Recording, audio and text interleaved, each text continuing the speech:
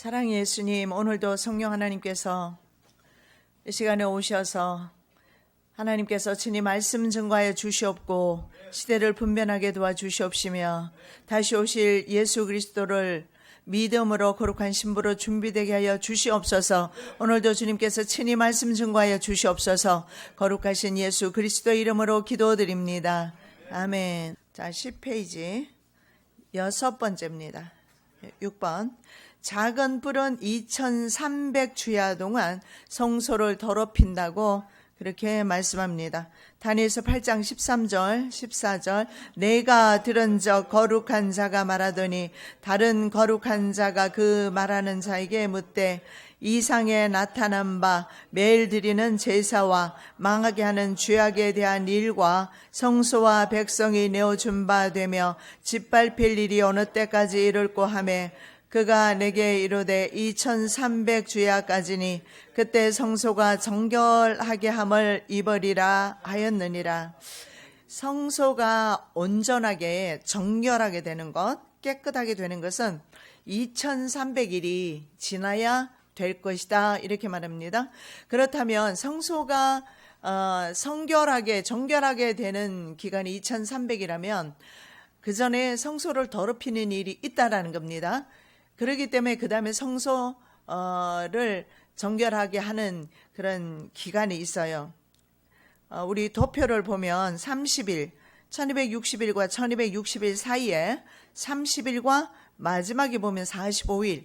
근데 이 45일을 앞에 놓아야 될지 뒤에 놓아야 될지 이것은 정확하게 아는 사람은 없습니다. 왜냐하면 45일은 1335일에서 45일을 빼고 30일을 빼면 1260일이 됩니다. 그렇기 때문에 이 숫자를 어떻게 해석할 것인지는 학자마다 의견이 달라요. 근데 저희 아버님은 45일을 뒤로 보냅니다. 그래서 45일을 7년 대환란이 지난 후에 45일입니다. 자, 7년 대환란이 이때 1260일, 7년이 지나고 45일입니다. 45일은 천년왕국 들어가기 전에 두게 될 때에 천년왕국 조직 기간이다. 뭐 이렇게 저희 아버지는 해석을 하셨어요. 그러나 저 숫자에 대해서는 알 수가 없는데 우리 성경에는 45일이나 30일에 대한 숫자가 없습니다. 그럼 저 숫자가 어디에서 나왔는지 이제 보도록 하겠는데 이렇게 말합니다. 매일 드리는 제사와 그러면 제사가 시작되어야 된다는 거예요.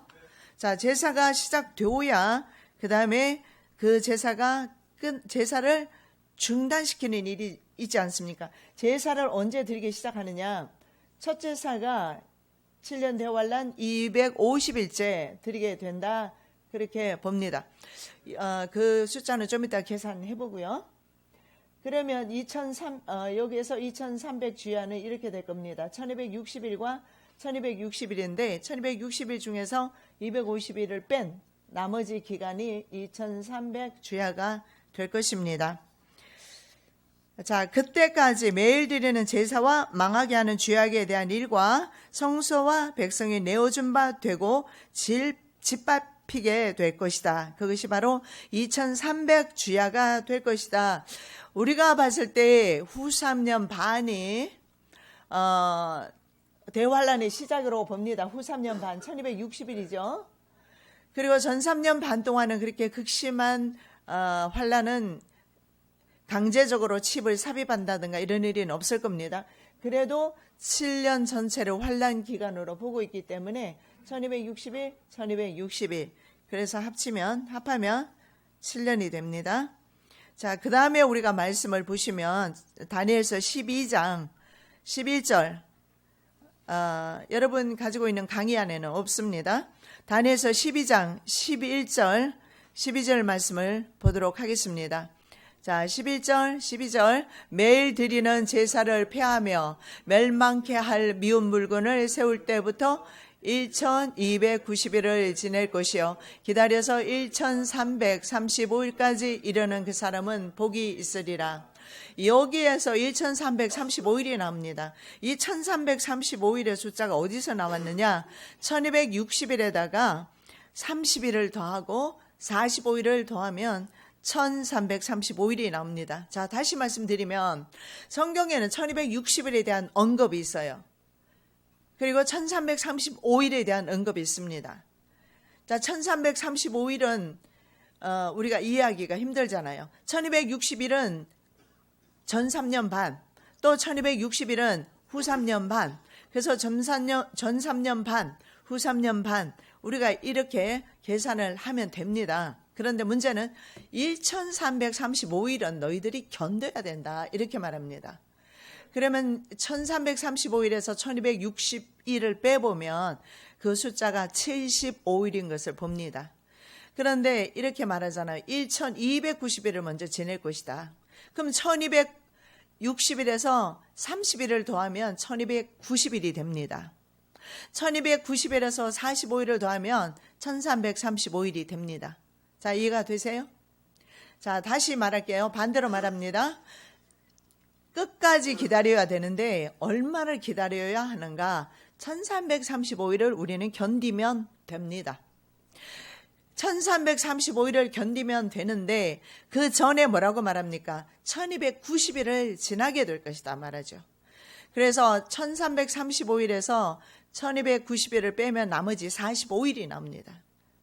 그래서 아니죠. 1290일에서 30일을 더하면 1335일이 나옵니다. 그래서 1335일이라는 숫자는 1260 더하기 30 더하기 45, 그게 1335입니다. 여러분, 이 숫자가 좀 어려운데요. 숫자는 사실은 뭐 크게 중요하지는 않고요. 인내의 믿음을 가지는 게 더 중요합니다. 인내의 믿음 가진 사람은 1335일도 견딜 것이고 1290일을 견딜 수도 있을 겁니다. 인내의 믿음, 마지막 때는 환난을 이길 수 있는 인내의 믿음이 필요합니다. 자, 다시 한번 정리를 합니다. 1260일 더하기 1260일은 2520일입니다. 자, 2520일에 30일을 더하면 2550일입니다. 2550일에 빼기 250 하면 2300주야가 나옵니다. 자, 그렇다면 다니엘서 8장 13절에서 나오는 14절에 나오는 2300주야에 대한 이해가 됩니까? 자, 2300주야에 대한 이해가 되나요? 안 돼요? 자, 1260일 더하기 1260일, 2520일. 2520일에 30일을 더하면 2550일. 자, 2550에서 2300주야 지난다고 했으니까 2300을 빼보십시오. 2550일에서 2300을 빼면 250 나옵니다. 그래서 성전 제사가 언제 드리느냐? 250일째 첫 제사를 드리게 되어 있습니다. 자, 거기까지 이해가 되시죠? 네. 자, 작은 뿔은 며칠 동안 성소를 더럽힙니까? 2300주야 동안, 2300일 동안 성소를 더럽히게 될 것이다 말합니다. 그리고 2300주야가 지나고 나면 성전이 정결하게 되고 예수님의 재림이 있게 되고 다음에 천년 왕국으로 들어가게 될 것입니다. 45일을 그래서 뒤에 두는 이유가 천년 왕국 들어가기 전에 베드로 사도는 그렇게 말하잖아요. 우리가 왕 같은 제사장으로 그 나라에 서게 될 터인데 그때 하나님께서 왕국을 조직하는 기간이 아닌가 그렇게 봅니다. 그러나 주석을 아무리 여러분 봐도 이 부분을 해석하는 곳은 없을 겁니다. 그리고 나머지 30일은 어디에서 나왔을까요? 1290일을 지낼 것이요 했으니까 1260일에서 빼보세요. 더해보세요. 30일을. 그러면 1290일이 됩니다. 1260일 더하기 30일 하면 1290일. 그래서 30일을 앞으로 보낸 이유가 다시 우리 도표를 보면 앞으로 30일을 보냈습니다. 이때 30일은 저희 아버님은 성전 청결하는 성전 제사 준비하는 기간,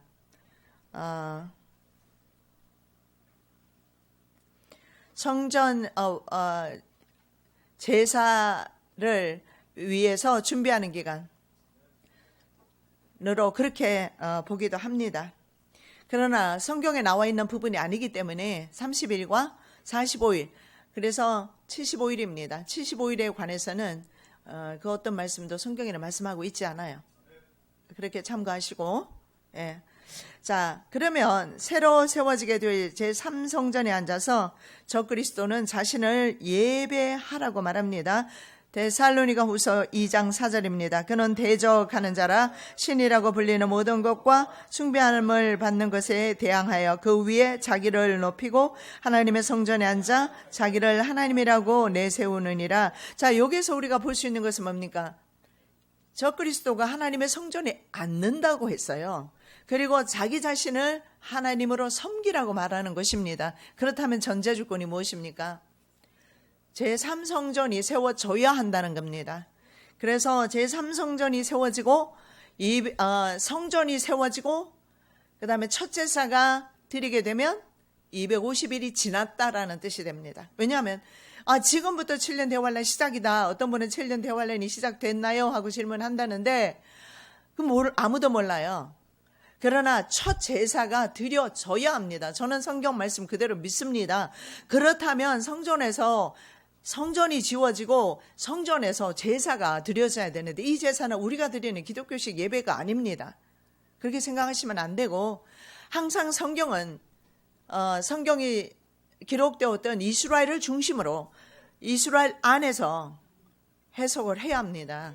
그러면 이스라엘 성전이 예루살렘 안에 세워져야 합니다. 그리고 만일에 그들이 첫 제사를 드렸다라는 뉴스가 온 세계에 나갈 것입니다. 나가게 되면 그때는 이미 250일이 시작되었다라는 겁니다. 왜냐하면 1290일과 1335일을 언급하는데 1335일이 바로 1260일 더하기 30일 더하기 45일 하면 1335일이 나오잖아요.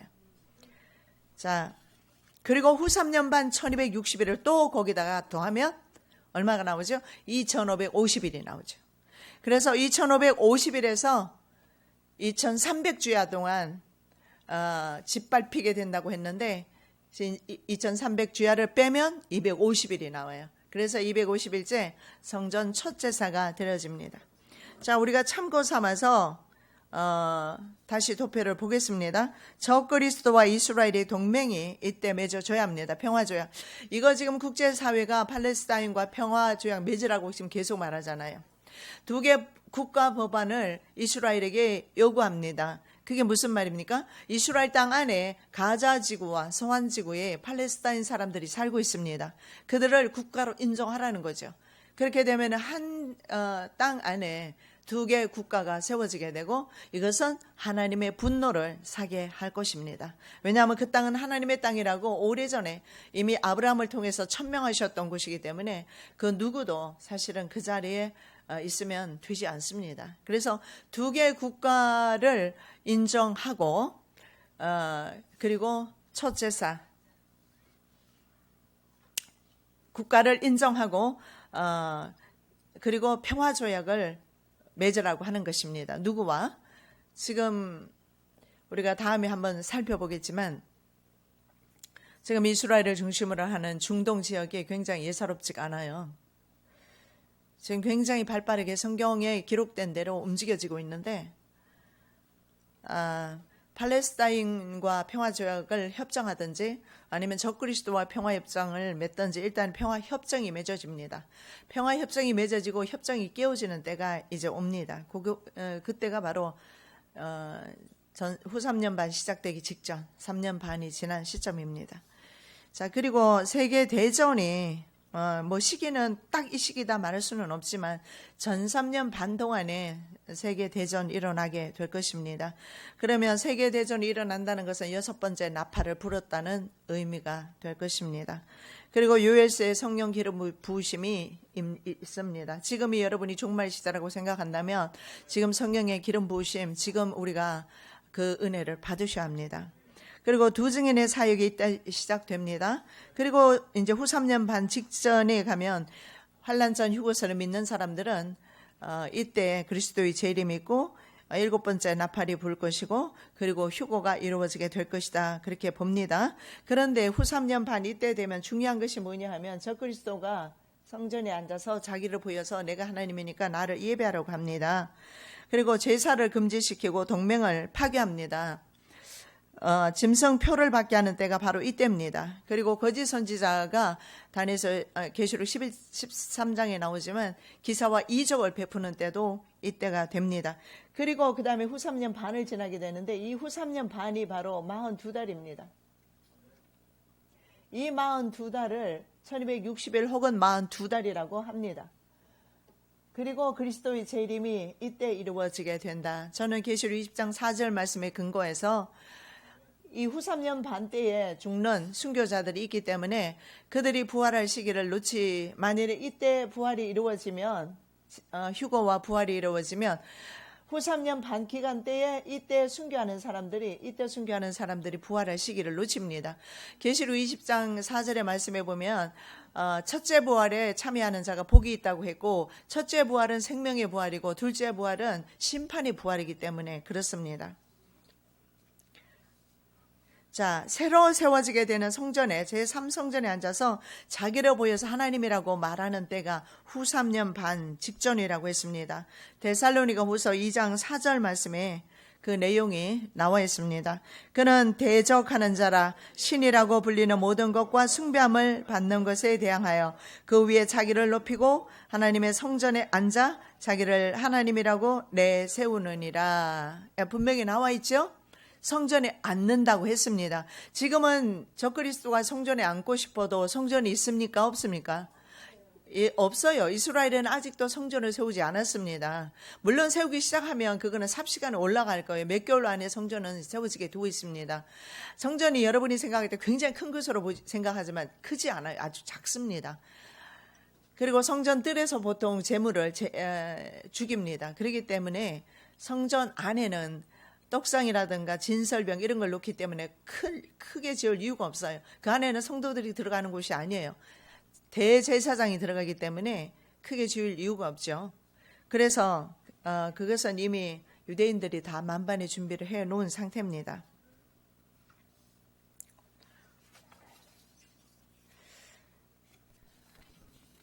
자, 성전산을 둘러싼 국제사회 갈등입니다. 좀 살펴보겠습니다.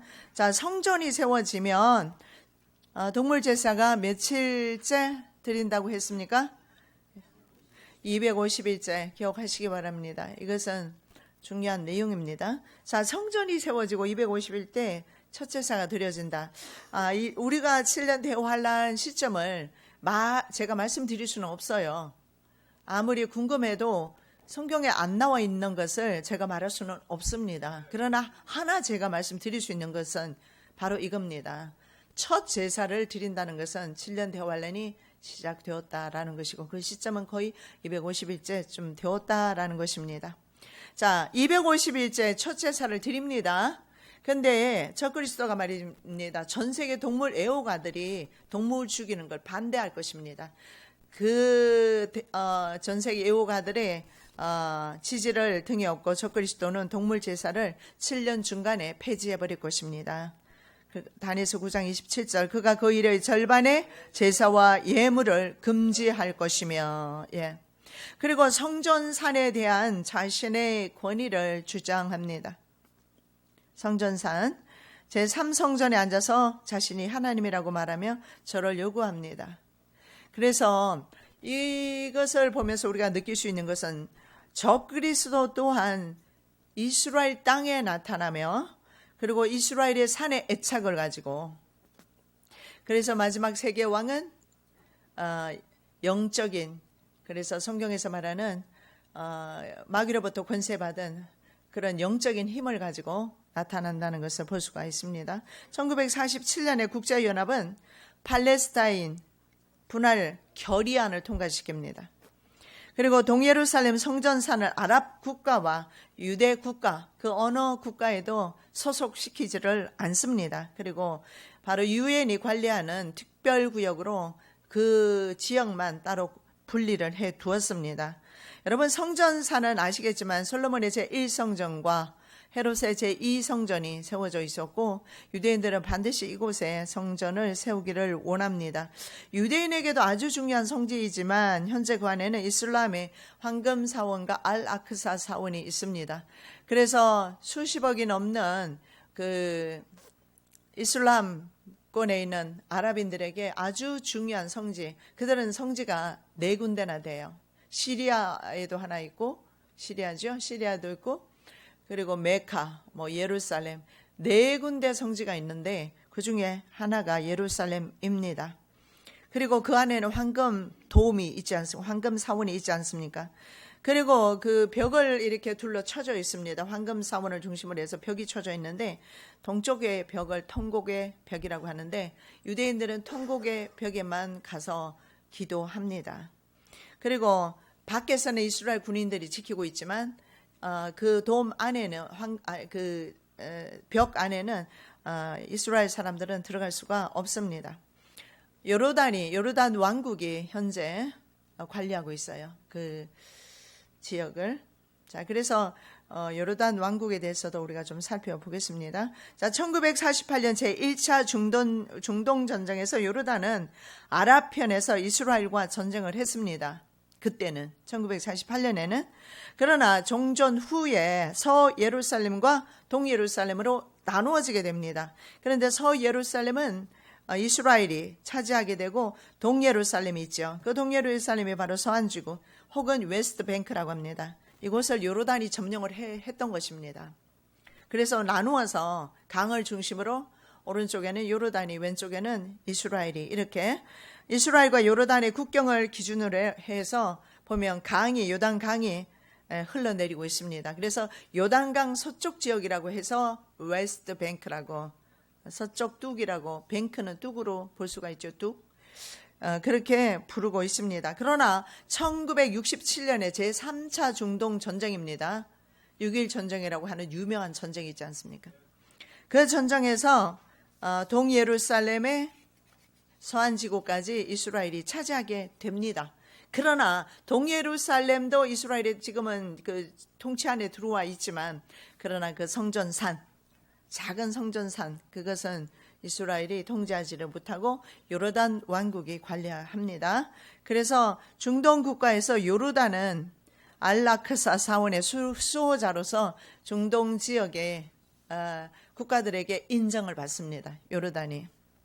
자, 올드시티 안에 황금 사원과 알 아크사 사원, 우리가 그림을 보면 저렇게 되어 있습니다. 자, 우리의 그림에 보면, 자, 무슬림 쿼터가 있습니다. 무슬림 쿼터가 있고, 여기는 크리스찬 쿼터가 있고, 여기는 아르메니안 쿼터가 있고, 주위시 유대인 쿼터가 따로 있어요. 저 쿼터로 나누어져서 모여서 살고 있습니다. 작은 성전산 안에 저 지역을 올드시티라고 합니다. 올드시티. 그런데 문제는 여기에서 우리가 볼 수 있는 것은 뭐냐면 3대 종교가 저 작은 시 안에 대표적으로 들어가 있어요. 유대 종교, 그리고 기독교, 이슬람.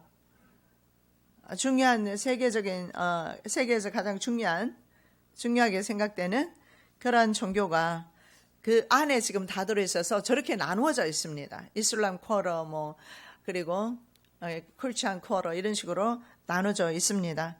실제로 그들이 예배드리는 시간도, 예배하는 시간도 다 다릅니다.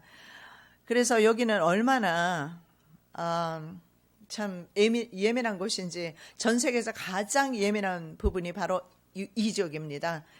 올드시티라는 저 지역이에요. 예루살렘 안에서도 동예루살렘의 구시가지라고 하기도 합니다. 올드시티, 구시가지.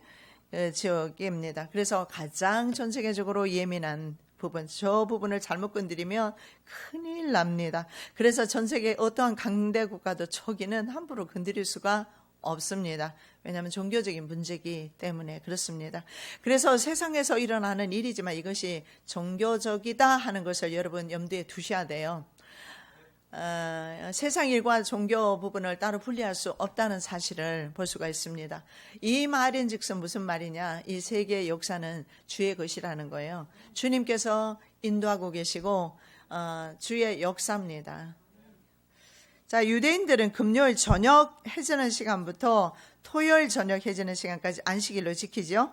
그 전에 이슬람권의 사람들, 아랍인들은요, 이슬람들의 안식일은 금요일입니다. 금요일 아침부터 저녁까지예요.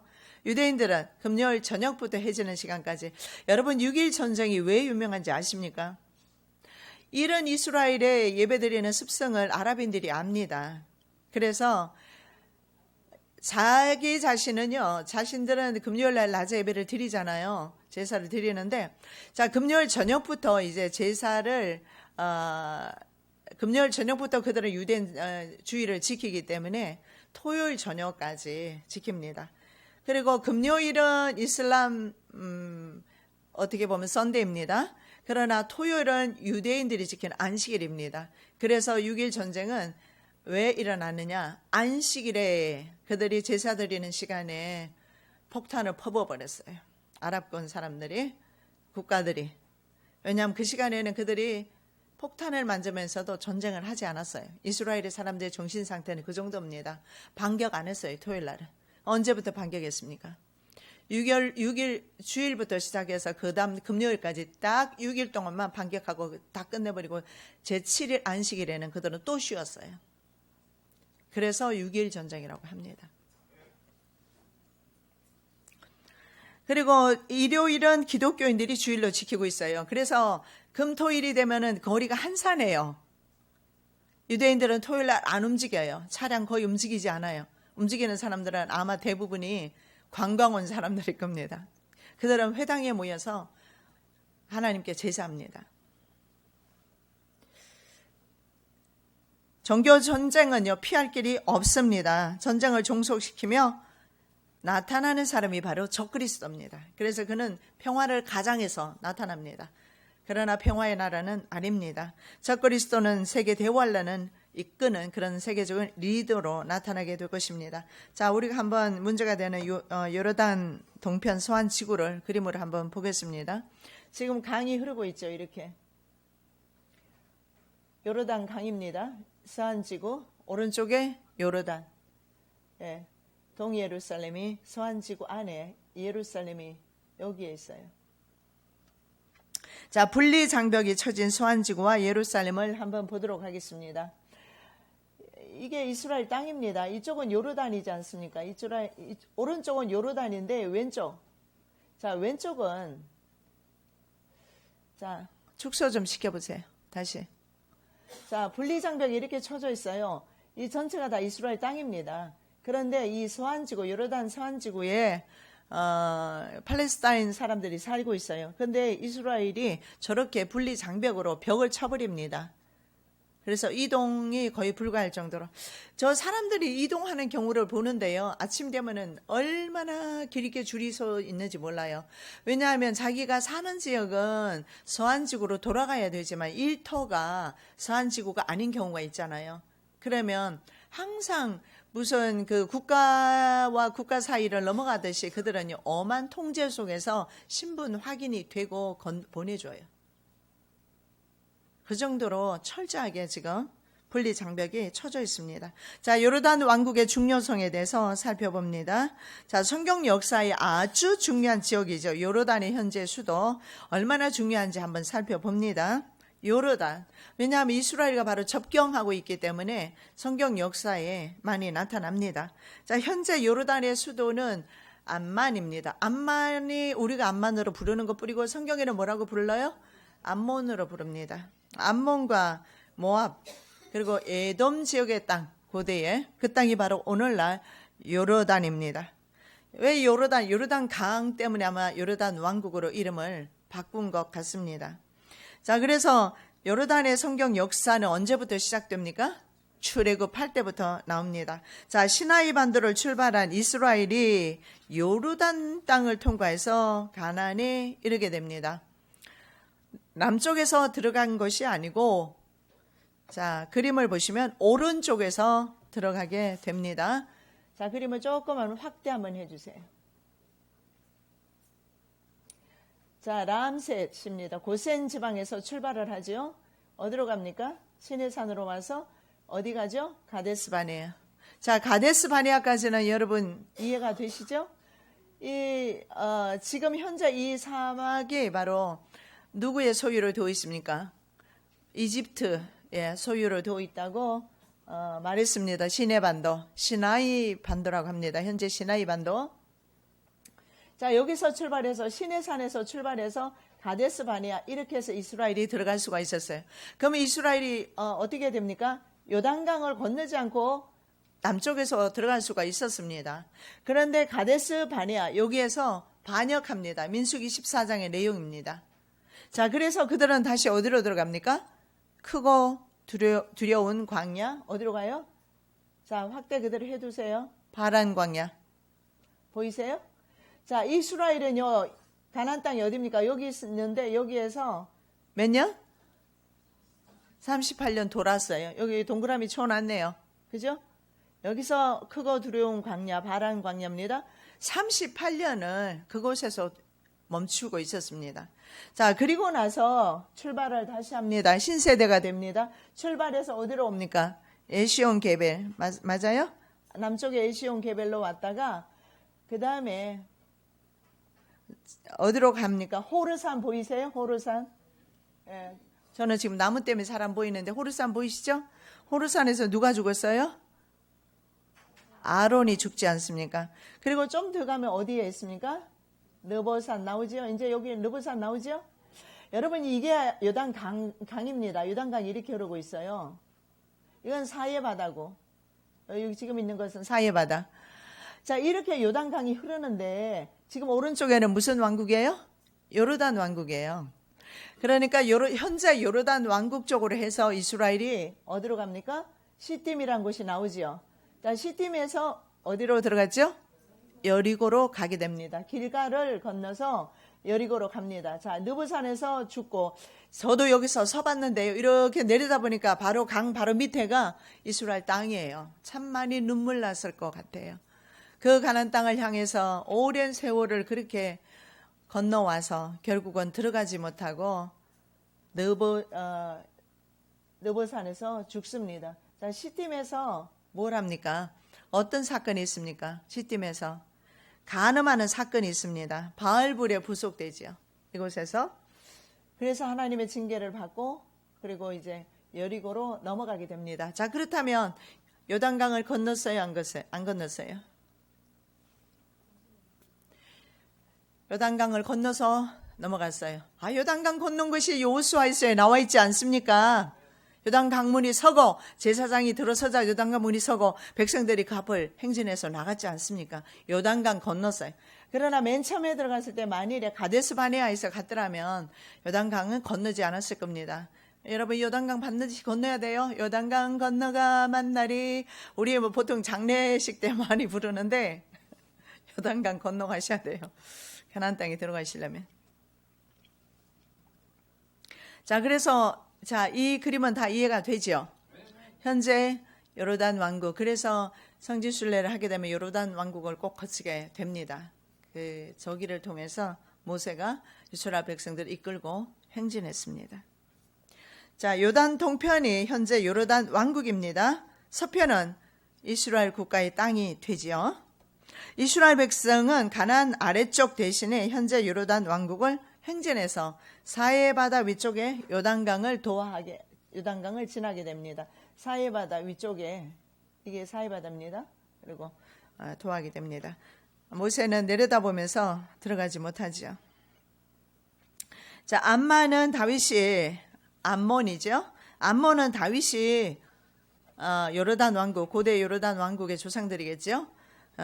예루살렘으로 수도로 옮긴 후에 처음으로 전쟁을 치렀던 지역이 바로 암몬입니다.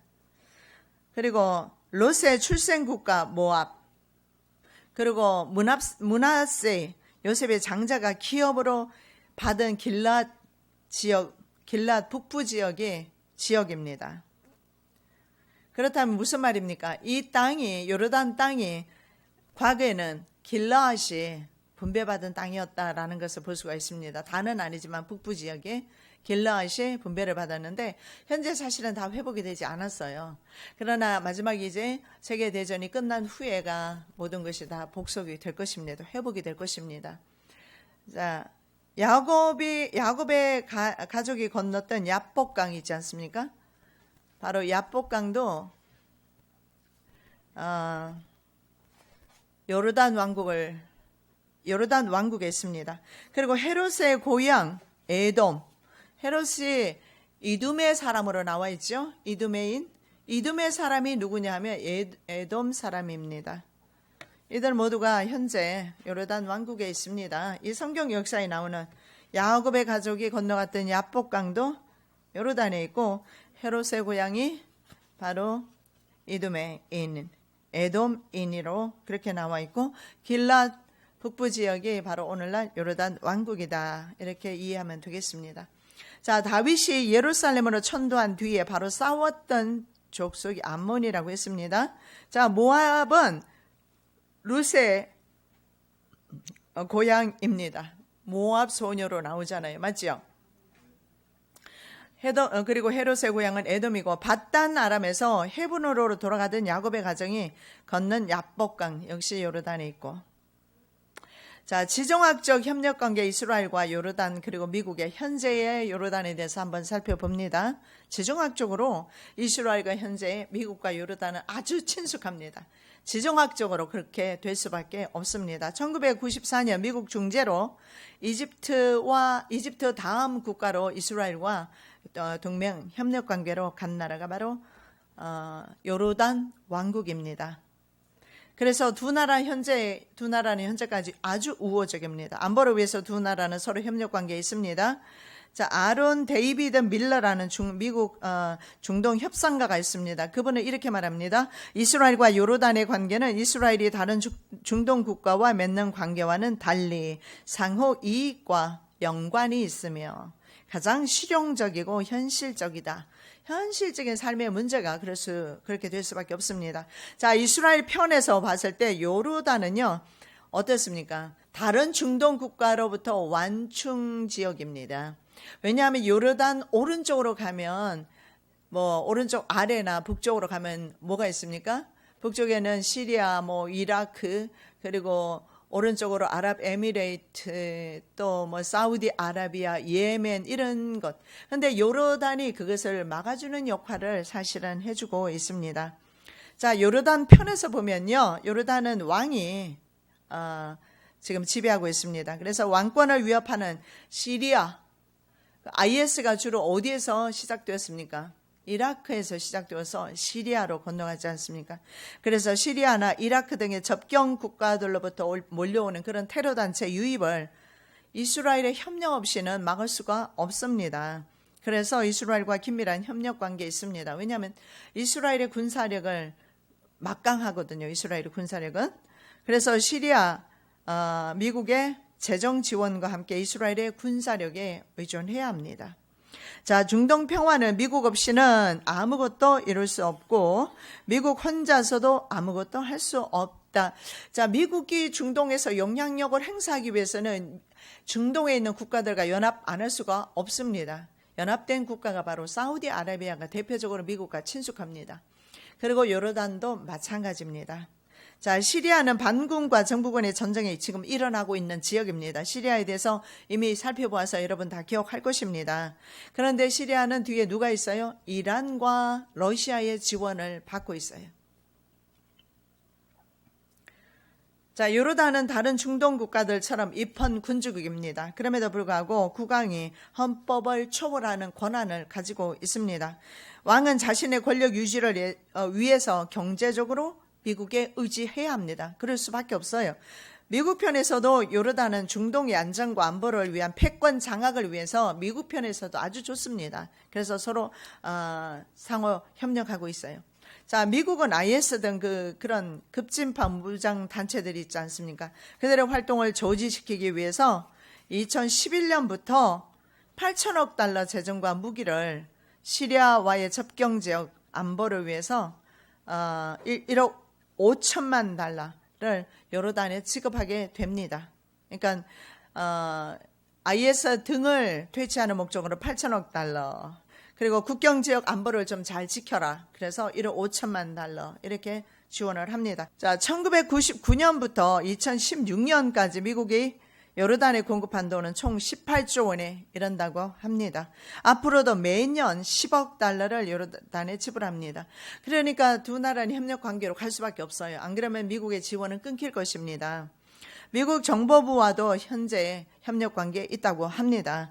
미국의 그래서 예루살렘 수도 선언을 트럼프 대통령이 했지 않습니까?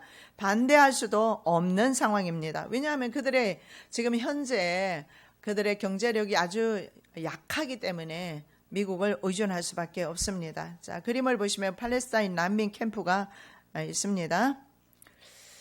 자, 저런 캠프가 요르단 왕국에 굉장히 많이 와 있어요. 자, 바로 요르단 왕국이 오른쪽에 있고 동편에 있고 서쪽에 이스라엘이 있습니다.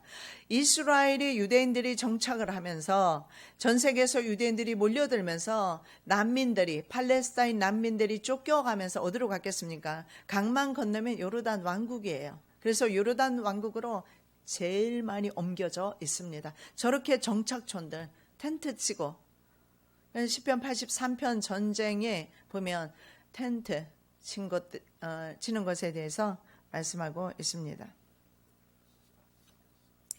그래서 요르단 왕국에서는 현재 이런 팔레스타인 난민들이 거의 요르단의 경제를 떠받치고 있다고 해도 과언이 아닙니다.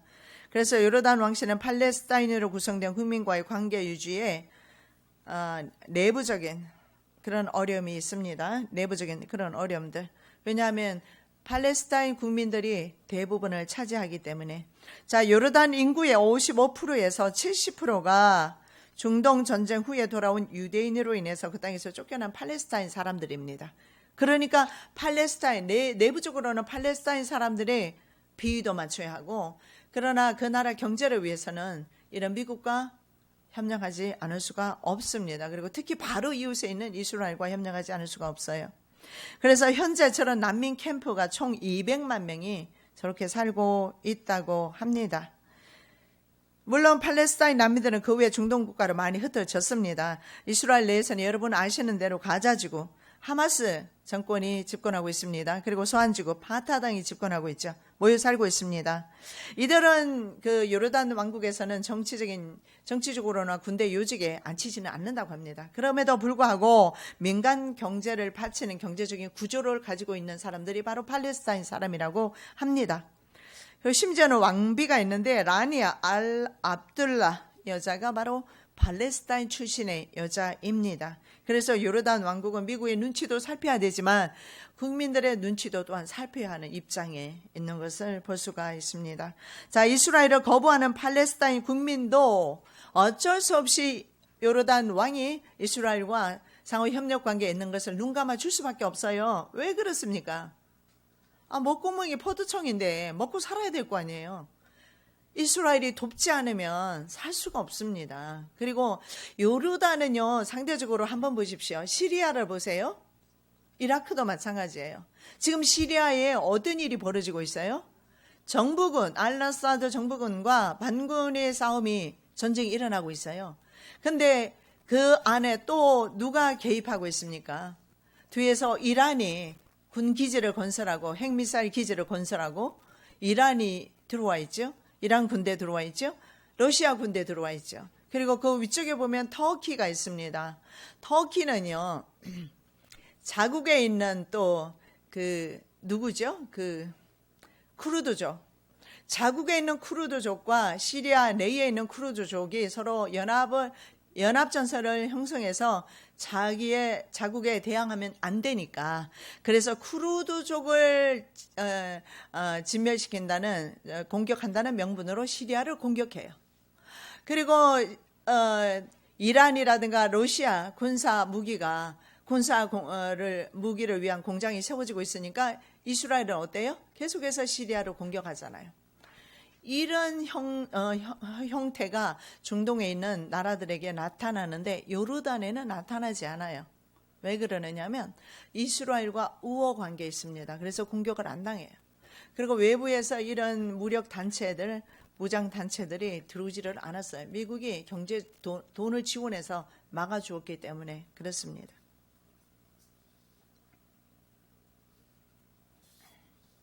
자, 원유라든가 이런 천연 자원이 원래는 이슬람 국가들이 그렇게 부강하게 되는 이유는 원유 때문입니다.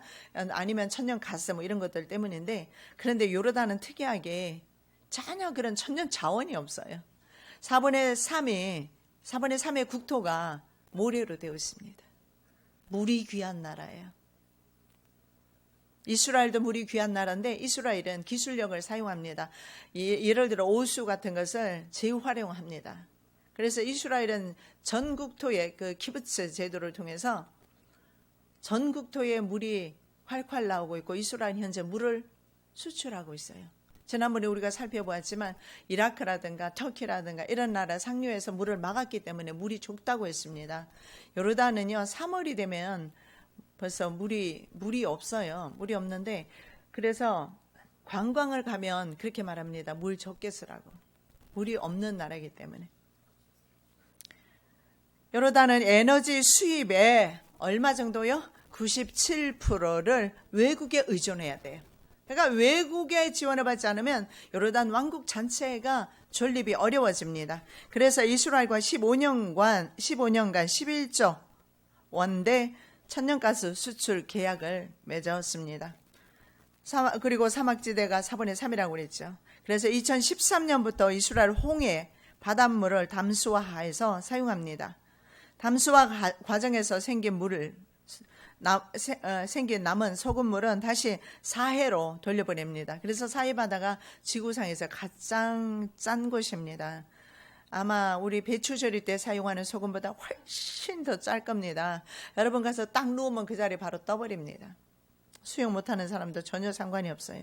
그 정도로 소금이 아주 소금바다입니다. 그래서 홍해와 사해 담수화 프로젝트를 이스라엘과 현재 요르단이 진행하고 있어요. 그래서 팔레스타인 사람들, 정말 원수 같은 이스라엘 백성, 이스라엘 유대인들인데 그들과 협력 관계에 있어도 말 못하는 이유가 여기에 있습니다. 자, 국토 면적도 크지 않고 산유국도 아니고 국력은 약하고, 그래서 이 나라는 중동 다른 국가에 영향력을 전혀 행사할 수가 없는 나라입니다.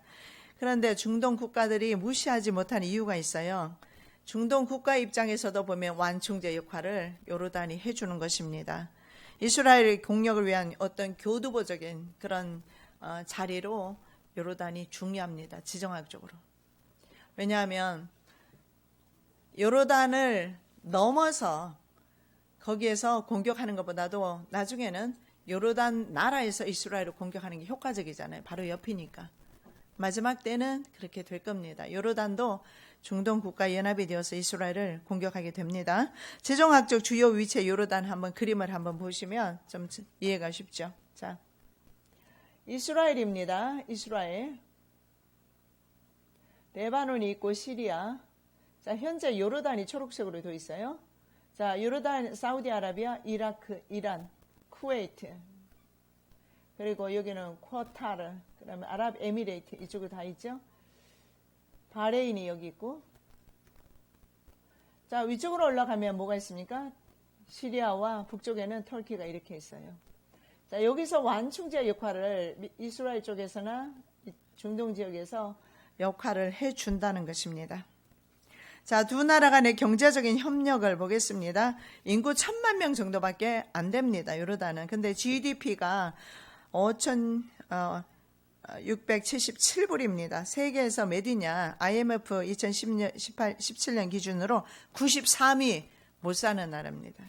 실업률은 얼마나 되느냐? 18%입니다. 물도 없고 주변에 GCC, 걸프 협력회의 국가들, 이슬람 국가들처럼 원유 등의 천연 자원도 없고, 그래서 철저하게 이스라엘과 미국을 의존하는 경제 구조로 그렇게 되어 있어요. 그래서 지난 20년간 미국의 우호적이고 중동 안정에 중요한 역할을 해왔습니다. 요르단은 이런 안보 외에도 이스라엘을 배제시키고 자국의 경제를 지탱할 수는 없습니다. 왜냐하면 에너지 수입의 97%를 외국에 의존한다고 하지 않습니까? 그래서 이스라엘의 협력 없이는 절대적으로 존립이 안 됩니다. 그래서 이스라엘과 15년간 11조 원대 천연가스 수출 계약을 맺은 상태입니다. 그러나 고대 증오, 형제 간의 증오로 인해서 83편 전쟁에서 요르단 왕국은 자신의 동쪽에 있는 동쪽편에 서게 될 것입니다. 말씀 봅니다. 곧 에돔의 장막과 이스마엘인과 모압과 하갈인이며 그발과 암몬과 아말렉인이며 블레셋과 두로 거민이요 아수르도 저희와 연합하여 롯자손에 도움이 되었나이다. 아수르는 터키나 이라크 그 지역이게 되겠죠. 그리고 에돔은 어디입니까? 여러분 여기서 에돔의 장막으로 나와 있잖아요. 에돔이 나라를 구성하고 있습니까? 아니죠. 에돔이 아까 우리 그림을 보셨잖아요. 팔레스타인이 천막을 치고 있지 않습니까? 에돔의 장막, 이스마엘, 모압, 암몬, 그리고 하갈, 뭐 다 같은 한 집안 식구들, 그죠? 한 집안 식구들이 지금 원수가 되었습니다. 그리고 암몬, 아말렉, 블레셋, 두로 이런 나라들. 자, 모압 멸망에 관한 예언은요, 일부는 고대에 이미 성취되었습니다. 그런데 성취되었으나 모압에 도피한 자, 그리고 남은 자, 이 남은 자가 저는 봤을 때 요르단과 그리고 주변의 이슬람 국가에 흩어져 사는 사람들이 아닐까 생각합니다. 무슨 말씀이냐면 모압이라는 국가는 이미 옛날에 무너졌습니다. 지금은 모압은 존재하지 않아요. 그냥 요르단이라는 이름으로 존재할 뿐이고 모압이라는 나라는 없어졌습니다. 거기에 합병된 것입니다. 자, 그래서 모압에 도피한 자, 즉 모압 사람 중에서 남은 자의 후손이 지금 어디에 살고 있겠습니까? 팔레스타인을 비롯해서 요르단 아니면 다른 이슬람 국가에 흩어져서 살고 있을 것입니다. 자, 모압에 도피한 자, 남은 자에 대한 내릴 재앙은 그래서 미래적이라는 것입니다. 시편 83편 전쟁을 통해서 성취될 것입니다. 자, 세계대전 전에 일어나는 시편 83편 전쟁에서 요르단은 중동 국가와 연합할 것입니다. 성경에서 말씀하니까. 왜냐하면 그들은 같은 민족입니다. 그들은 수니파, 시아파, 바로 한 민족입니다. 단지 종교가 수니파, 시아파를 종족으로 나눠져 있을 뿐이지 이스마엘의 후손들로서 혹은 에서의 후손들입니다. 결국 요르단 왕국은 이스라엘 땅에 편입된다고 말씀합니다. 이제 언제요? 그들이 이스라엘을 없애려고 하고, 그리고 없애려고 하는 이 전쟁이 현재 주도적으로 나선 나라가 바로 이란입니다. 그리고 이란을 뒤에서 밀어주는 곳이 어디입니까? 러시아. 러시아의 푸틴과 시진핑은 장기 집권으로 들어갔습니다. 이것도 여러분 이 시대를 이해하는 데 도움이 될 겁니다. 왜냐하면 그들은 아주 강경합니다.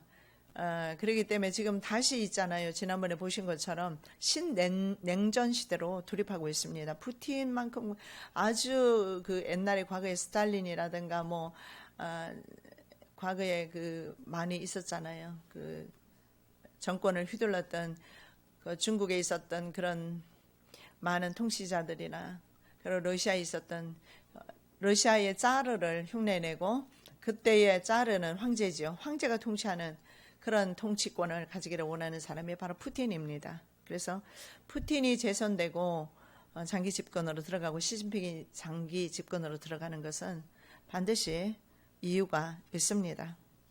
그들은 왜냐하면 공화국 주체국들이 될 것이기 때문에 그렇습니다. 그러나 요르단은 중동국과 연합하지만 전쟁에서는 이스라엘이 이겨요. 결국 요르단 왕국은 이스라엘 땅에 편입됩니다. 그들은 이스라엘 국가를 지구상에서 없애려 하지만 없앨 수는 없습니다. 하나님께서 안 기뻐하세요. 자, 83편 14절 말하기를 가서 저희를 끊어 다시 나라가 되지 못하게 하여 이스라엘의 이름으로 다시는 기억되지 못하게 하자 하나이다. 지구상에서 제일 큰 사탄은 미국이고 작은 사탄은 이스라엘로 이라는 봅니다. 그래서 이스라엘을 저 지중해 바다에 몰아넣어버리자, 없애버리자 시도합니다. 그런데 시편 기자는 그것을 오늘 말씀하고 있는 것입니다. 자, 요르단 왕국 동편에서부터 위에 암몬, 모압, 에돔의 순서로 고대 왕국이 존재했습니다. 종말에 완전하게 멸망당합니다. 그래서 요르단 왕국은 멸망당합니다. 모압이 여호와를 거스려 자만하였으므로 멸망하고 다시 나라를 이루지 못하리로다. 이미 모압 국가가 멸망당했죠. 그리고 그러나 부분적으로 남아있기 때문에 그것까지 다 멸망하는 것은 종말의 때인 것을 볼 수가 있습니다. 현재 모압과 암몬의 나라가 요르단 왕국으로 존재하고 그들이 있기 때문에 그렇습니다. 내가 그를 보아도 이때의 일이 아니며 내가 그를 바라보아도 가까운 일이 아니로다. 한 별이 야곱에게서 나오며 한 호울이 이스라엘에게서 일어나서 모압을 이편에서 저편까지 쳐서 파하고 또 소동하는 자식들을 다 멸하리로다. 예, 아무리 바라보아도 이때 일이 아니래요. 가까운 일이 아니라고 합니다. 먼 미래의 일입니다. 종말의 때에 바로 한 호울이 이스라엘에게서 일어날 것이다. 그래서 모압을 이편에서 저편까지 칠 것이다. 요르단 왕국입니다. 이스라엘 국가가 요르단 왕국을 차지하게 됩니다. 장차 모압은 소돔 같으며 암몬 자손은 고모라 같을 것이라 찔레가 나며 소금 구덩이가 되어 영원히 황무하리니 나의 끼친 백성이 그들을 노력하며 나의 남은 국민이 그것을 기업으로 얻을 것이라. 아멘. 결국은 이스라엘의 차지가 되는 나라가 바로 오늘날의 요르단 왕국입니다. 오늘은 여기까지 하겠습니다. 사랑의 예수님 감사합니다. 오늘도 우리가 조금이라도 시대를 분별하게 도와주시고 국가 간의 흥망성쇠를 통해서 하나님의 역사하심, 역사의 주인 되신 하나님을 경배하고 경외하게 도와주심을 감사합니다. 아버지 하나님, 더 많은 지혜와 지식을 저희들에게 주셔서 많이 깨닫게 도와주시고 기억나게 하시고 하나님의 은혜를 기억하게 하옵시며 다시 오실 메시아를 기억하게 하옵시며 믿음으로 준비하는 하나님의 거룩한 백성들 되게 하여 주시옵소서. 거룩하신 예수 그리스도 이름으로 기도드립니다. 아멘.